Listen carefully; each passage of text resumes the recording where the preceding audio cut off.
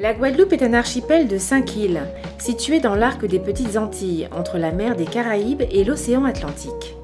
Son linéaire côtier, de plus de 550 km, en font un territoire particulièrement exposé au risque du recul du trait de côte et de submersion marine.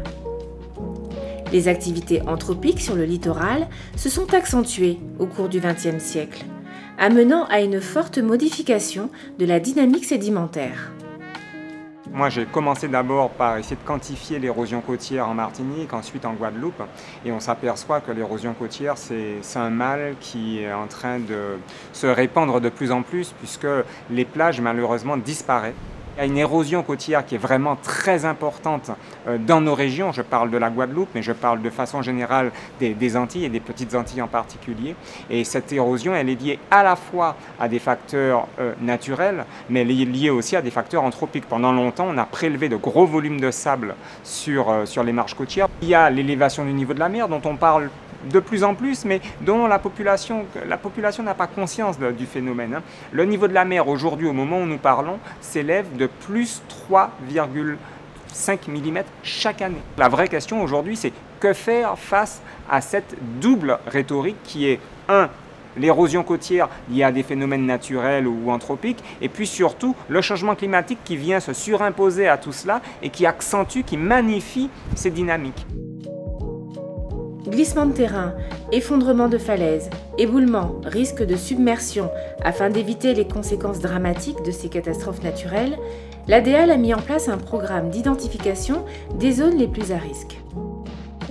On a une connaissance aujourd'hui des phénomènes de tempête et de cyclones qui fait que la cartographie, les images satellites, etc. nous permettent d'anticiper ces événements-là. Et en fait, les ménages qui seraient exposés à ce risque-là peuvent être tout simplement mis à l'abri avant que l'événement arrive.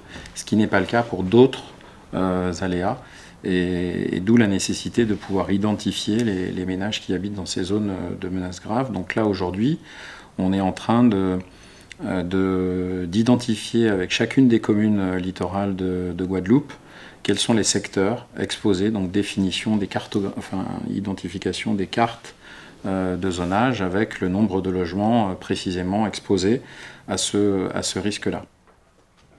Les opérations justement de relocalisation des ménages particulièrement exposés doivent être menées dans un cadre partenarial. L'important, c'est d'avoir un maximum de partenaires notamment financiers, pour monter ces opérations-là, puisqu'on est sur des opérations très coûteuses. La particularité des occupants sans droit ni titre de la zone des 50 pas, c'est que ce sont des gens qui sont quasi propriétaires, en fait, on peut le dire de cette manière, de leurs biens, et donc qui ne sont pas habitués au modèle du logement locatif social. Donc l'objectif, c'est pas de les reloger dans le parc social classique, mais c'est de leur proposer une solution de type accession sociale, voire accession très sociale à la propriété. Donc que le ménage soit propriétaire de son bien ou qu'il soit occupant sans titre, le sujet c'est la menace pour la vie humaine.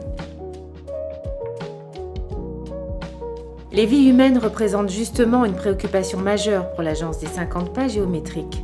Cet établissement public qui gère le foncier sur la bande littorale du domaine public de l'État. Il faut savoir qu'en Guadeloupe, de nombreuses constructions informelles ont été édifiées sur cette bande littorale au fil des années. Dans le cadre justement des risques naturels, le rôle de l'agence est de pouvoir non seulement accompagner mais contribuer au relogement des personnes qui ne peuvent pas être régularisées parce que justement leur vie serait menacée du fait des risques naturels, mais également décliner toute la politique publique qui s'ensuit et qui reste à établir. On est au-devant effectivement d'une politique publique de grande ampleur qui n'existe pour l'instant a priori nulle part, qui ne fait pas l'objet d'un vade-mecum bien écrit qui indique qui fait quoi, quand et comment. Et donc tout l'intérêt, c'est de pouvoir le faire ensemble et forcément la diversité des cas va nous obliger à avoir non pas forcément une méthodologie stricto sensu, mais plutôt un mode opératoire pour savoir comment est-ce qu'on embrasse effectivement tel ou tel cas de figure. Et c'est vraiment au fil de l'eau qu'on aura la possibilité d'adapter notre mode opératoire aux différents cas de figure.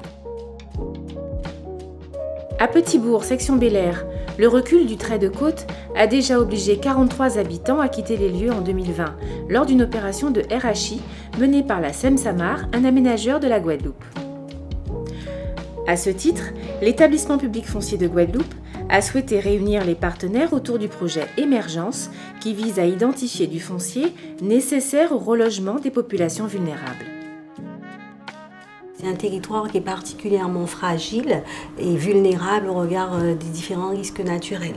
C'est vrai que le foncier qui existe va devenir de plus en plus rare, il va devenir de plus en plus précieux, il va devenir de plus en plus cher et il est important pour nous d'être dans une logique d'anticipation par rapport à l'évolution de nos différents territoires, puisqu'on a différents territoires en Guadeloupe.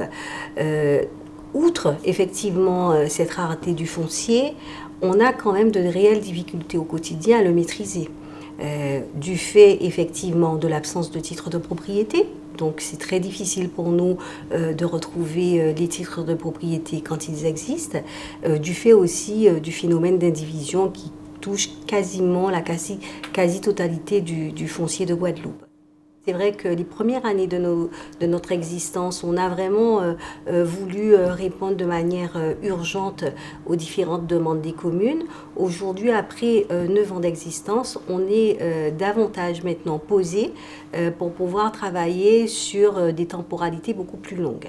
Et aujourd'hui, on est obligé d'anticiper sur les évolutions de notre territoire, hein, parce que si on veut demain continuer à aménager la Guadeloupe, c'est-à-dire que si on veut aménager la Guadeloupe dans 20 ans, il faut commencer à acquérir des opportunités foncières. Et au regard effectivement des risques qui vont nous toucher, on sait pertinemment que le risque de surélévation du niveau de la mer est un risque réel et qu'il faut anticiper sur ces évolutions-là. Le PF, ça reste un opérateur foncier. Donc nous pouvons faire des travaux de proto-aménagement, mais nous ne faisons pas des travaux d'aménagement. Donc ça, on aura besoin d'un aménageur et en l'occurrence, l'agence des 50 pas géométriques a cette compétence aménagement que nous n'avons pas. L'agence des 50 pas géométriques sait aussi, elle connaît les familles à reloger, elle connaît les quartiers, elle connaît les familles à reloger. Donc on va devoir travailler avec elle sur qui on reloge et dans quelles conditions. Et l'agence des 50 pas géométriques aussi va nous accompagner sur l'aménagement global du quartier, c'est-à-dire quels sont les équipements à prévoir, quels sont les services, commerce, etc. Donc pour moi, il faut vraiment que ça soit un partenariat fort dans lequel on sera quand même dans une relation gagnant-gagnant. À l'heure de la zéro artificialisation nette, il est essentiel d'avoir une gestion foncière plus fine et plus raisonnée.